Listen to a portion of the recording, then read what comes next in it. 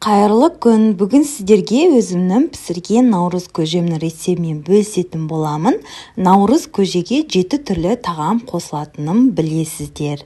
Қазір рецепт барысында барлығын айтатын боламын. Видеоның соңына дейін қараңыздар.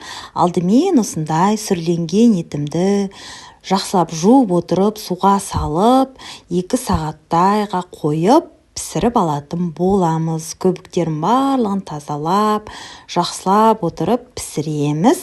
Сосын біз осындай бидай, арпа, күріш барлығын жуып, тазалап отырып алдым да, бір ыдысқа салып, үстіне су құйып, бұны 2 сағатқа бұқтырып қоятын боламыз. Міне бетін осылай жауып, қойып қойдым 2 сағатқа. Енді жәнегі етіміз міне біздің пісті.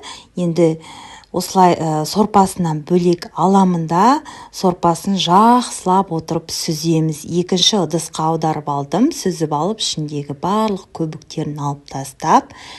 Енді біз жәнегі пісіп тұрған, пісіп емес, бағып тұрған жәнегі бидай, арпа, күріштерімізді осылайынан бетін ашып, суларын төгіп, дайындап аламыз да, жәнегі қайнап тұрған сорпаның үстіне салатын боламыз.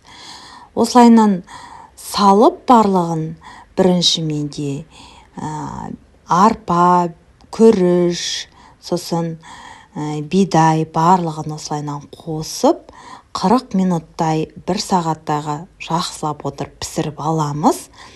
Не көріп тұрсыздар, жақсылап араластырып, тұзын әлі салмаймын. Енді міне жәнегі етімді турап аламын. Өз қалауларыңыз бойынша қалай турайсыздар. Мен орташа көлемде турап алдым.